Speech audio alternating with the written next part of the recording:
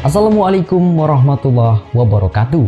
Perkenalkan, saya Suwiryo Prawira, mahasiswa semester 5, Fakultas Hukum Universitas Hairun, Ternate.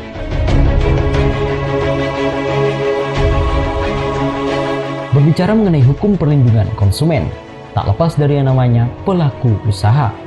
Dalam Undang-Undang Nomor 8 Tahun 1999 tentang Perlindungan Konsumen, tepatnya pasal 1 angka 3, menjelaskan bahwasanya pelaku usaha adalah setiap orang, perseorangan, atau badan usaha, baik yang berbentuk badan hukum maupun bukan badan hukum yang didirikan dan berkedudukan atau melakukan kegiatan dalam wilayah hukum negara Republik Indonesia, baik sendiri maupun bersama-sama melalui perjanjian menyelenggarakan kegiatan usaha dalam berbagai bidang ekonomi.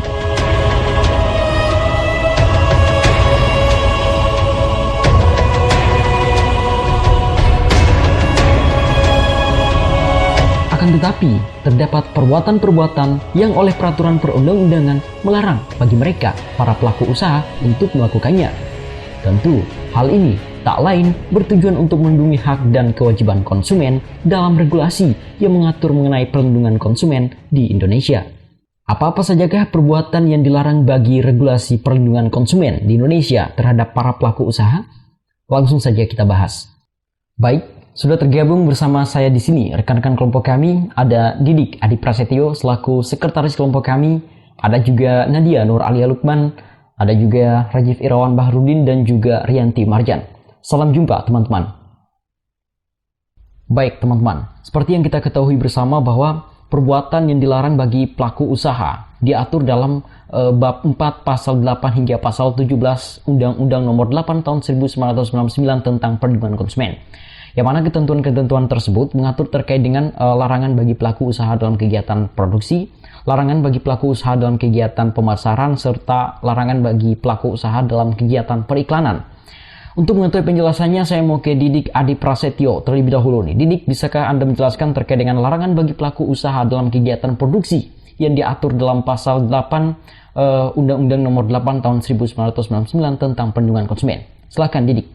Ya, baik. Terima kasih moderator. Di sini saya sebagai pemateri pertama akan membawakan materi tentang larangan bagi pelaku usaha dalam kegiatan produksi. Kelompok larangan yang pertama adalah larangan bagi pelaku usaha dalam kegiatan produksi yang diatur dalam pasal 8 Undang-Undang Perlindungan Konsumen. Di sini saya akan membacakan ketentuan-ketentuan dalam pasal tersebut. Yang pertama adalah setiap pelaku usaha dilarang memproduksi dan atau memperdagangkan barang ataupun jasa yang tidak memenuhi atau tidak sesuai dengan standar yang dipersyaratkan dan ketentuan peraturan perundang-undangan. Yang kedua, tidak sesuai dengan berat bersih, isi bersih atau neto, dan jumlah dalam hitungan sebagaimana yang dinyatakan dalam label atau etiket barang tersebut. Tidak sesuai dengan ukuran, takaran, timbangan, dan jumlah dalam hitungan menurut ukuran yang sebenarnya. Yang keempat, tidak sesuai dengan kondisi, jaminan, keistimewaan atau kemanjuran sebagaimana dinyatakan dalam label, etiket, atau keterangan barang tersebut. Yang kelima, tidak sesuai dengan mutu, tingkatan, komposisi, proses pengolahan, gaya, mode, atau penggunaan tertentu sebagaimana dinyatakan dalam label atau keterangan barang atau jasa tersebut. Yang keenam, tidak sesuai dengan janji yang dinyatakan dalam label, etiket, keterangan, iklan, atau promosi penjualan barang atau jasa tersebut. Yang ketujuh, tidak mencantumkan tanggal kadaluarsa atau jangka waktu penggunaan atau pemanfaatan yang paling baik atas barang tertentu. Yang kedelapan, tidak mengikuti ketentuan berproduksi secara halal sebagaimana pernyataan halal yang dicantumkan dalam label. 9. Tidak memasang label atau membuat penjelasan barang yang memuat nama barang, ukuran, berat atau isi bersih ataupun neto, komposisi, aturan pakai, tanggal pembuatan, efek samping atau akibat sampingan, nama dan alamat pelaku usaha serta keterangan lain untuk penggunaan yang menurut ketentuan harus dipasang atau dibuat. Yang terakhir, tidak mencantumkan informasi atau petunjuk penggunaan barang dalam jasa dalam bahasa Indonesia sesuai dengan ketentuan perundang-undangan yang berlaku. Baik, Didik. Anda selaku konsumen, apakah dalam kehidupan sehari-hari pernah Anda menemukan sesuatu yang tidak sesuai sebagaimana menyangkut dengan poin-poin yang Anda paparkan tadi? Didik, silahkan Didik. Oke, baik. Terima kasih moderator. Kalau saya pribadi belum pernah menemukan barang yang dijual di toko-toko ataupun di supermarket yang sudah resmi, yang tidak sesuai dengan ketentuan pasal 8 angka 1 Undang-Undang Perlindungan Konsumen.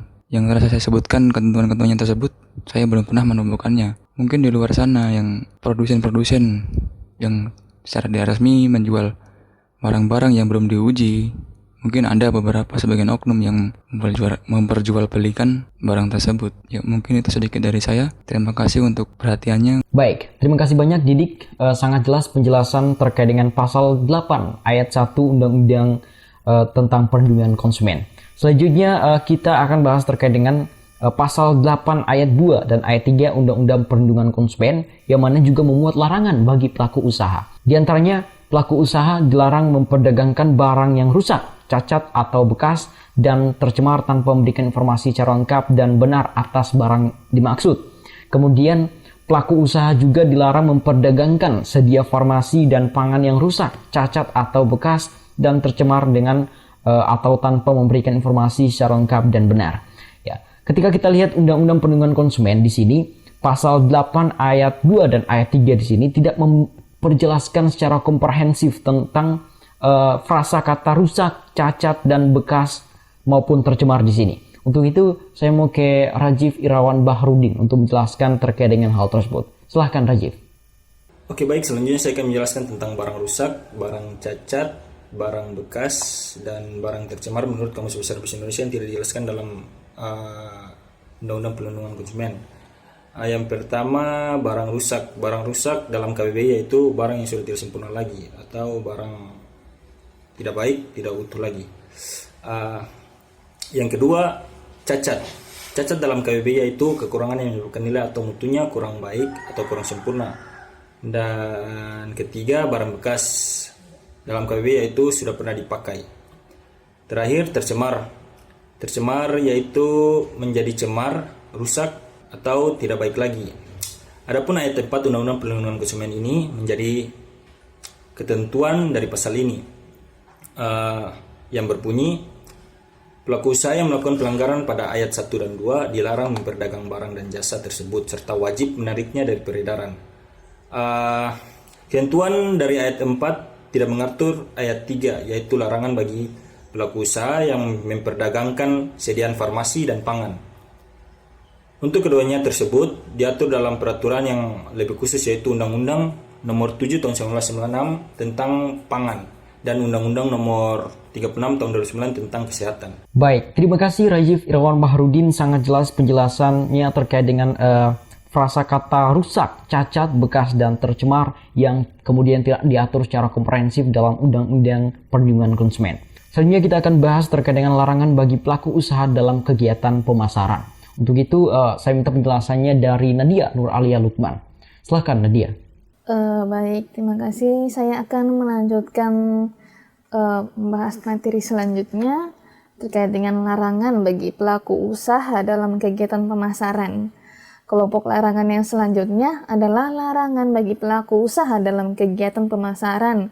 Hal ini telah diatur dalam Peraturan Perlindungan Konsumen pada pasal 9 hingga 16, terutama pada pasal 9 ayat 1 yang berbunyi, pelaku usaha dilarang menawarkan, mempromosikan, mengiklankan suatu barang dan atau jasa secara tidak benar dan atau seolah-olah a. barang tersebut telah memenuhi dan atau memiliki potongan harga khusus, standar mutu tertentu, gaya atau model tertentu, karakteristik tertentu, sejarah atau guna tertentu. B. barang tersebut dalam keadaan baik dan atau baru. C. barang dan atau jasa tersebut telah mendapatkan atau memiliki sponsor, persetujuan, perlengkapan tertentu, keuntungan tertentu, ciri-ciri kerja atau aksesori tertentu. D. barang dan atau jasa tersebut dibuat oleh perusahaan yang mempunyai sponsor, persetujuan atau afiliasi. Nah, apa ini afiliasi? Afiliasi itu adalah salah satu cara mengembangkan bisnis dengan cara memanfaatkan sosialisasi yang dilakukan sekaligus atau direncanakan oleh individu, badan usaha, atau organisasi, dan kedua belah pihak tersebut akan mendapat keuntungan yang telah disepakati bersama. Nah, itulah afiliasi. Dan E, barang dan atau jasa tersebut tersedia. F, barang tersebut tidak mengandung cacat tersembunyi. Baik, Nadia. Menarik, Nadia. Apakah ada sanksi yang diberikan kepada para pelaku usaha jika mereka terbukti melanggar atau melakukan perbuatan-perbuatan yang dilarang dalam undang-undang tersebut dalam hal mempromosikan atau mengiklankan suatu barang dan jasa? Silakan, Nadia. Oke, baik juga. Jika melanggar poin-poin pada pasal 9 telah dikatakan dia terdapat sanksi pada Undang-Undang Perlindungan Konsumen di pasal 62 pada ayat 1, jika pelaku usaha yang melanggar ketentuan sebagaimana yang dimaksud dalam pasal 8, 9, 10, 13, 15, 17, dan 18 itu dapat dipidana dengan pidana penjara paling lama 5 tahun atau pidana denda paling banyak itu 2 miliar rupiah. Tapi dia juga bisa saja disangsikan dengan pasal 63 yang berbunyi terhadap sanksi pidana sebagaimana yang dimaksud pada pasal 2 dapat dijatuhkan hukuman tambahan berupa perampasan barang tertentu, pengumuman keputusan hakim, pembayaran ganti rugi, perintah penghentian kegiatan tertentu yang menyebabkan timbulnya kerugian konsumen, dan juga kewajiban penarikan barang dari peredaran atau pencabutan izin usaha. Baik, terima kasih Nadia. Sangat jelas penjelasan dari Nadia Nuralia Lukman terkait dengan larangan bagi pelaku usaha dalam kegiatan pemasaran. Dan jika terbukti melanggar apa yang diatur dalam pasal 9 ayat 1, maka akan dikenakan sanksi pidana sesuai dengan yang diatur dalam pasal 62 Undang-Undang Perlindungan Konsumen, yakni pidana penjara paling lama 2 tahun dan denda paling banyak 2 miliar rupiah. Baik, selanjutnya kita akan membahas terkait dengan larangan bagi pelaku usaha dalam kegiatan periklanan. Ada narasumber kita yang terakhir, Rianti Marjan. Silahkan Rianti. Baik, terima kasih. Di sini saya akan menjelaskan mengenai larangan bagi pelaku usaha periklanan. Ketentuan yang menutup rangkaian perbuatan yang dilarang bagi pelaku usaha ini adalah pada pasal 17 Undang-Undang Perlindungan Konsumen yang berkaitan dengan perbuatan yang dilarang bagi pelaku usaha periklanan. Ketentuan ini menentukan pelaku usaha periklanan dilarang memproduksi iklan yang pertama, mengelabui konsumen mengenai kualitas, bahan, kegunaan, dan harga barang dan atau jasa tarif, serta ketepatan waktu penerimaan barang atau jasa. Yang kedua, mengelabui jaminan atau garansi terhadap barang atau jasa. Yang ketiga, memuat informasi yang keliru, salah, atau tidak tepat mengenai barang atau jasa. Yang keempat, tidak memuat informasi mengenai risiko pemakaian barang dan atau jasa. Yang kelima, mengeksploitasi kejadian dan atau seseorang tanpa seizin yang berwenang atau persetujuan yang bersangkutan. Yang keenam, melanggar etika dan atau ketentuan peraturan perundang-undangan mengenai periklanan. Baik, terima kasih banyak Rianti Marjan, terima kasih banyak buat teman-teman semuanya yang telah menjelaskan secara komprehensif terkait dengan larangan bagi para pelaku usaha yang diatur dalam regulasi tentang perlindungan konsumen di Indonesia. Baik, semoga ini dapat bermanfaat buat teman-teman semuanya. Untuk itu, saya Suwiryo Prawira pamit undur diri. Wassalamualaikum warahmatullahi wabarakatuh.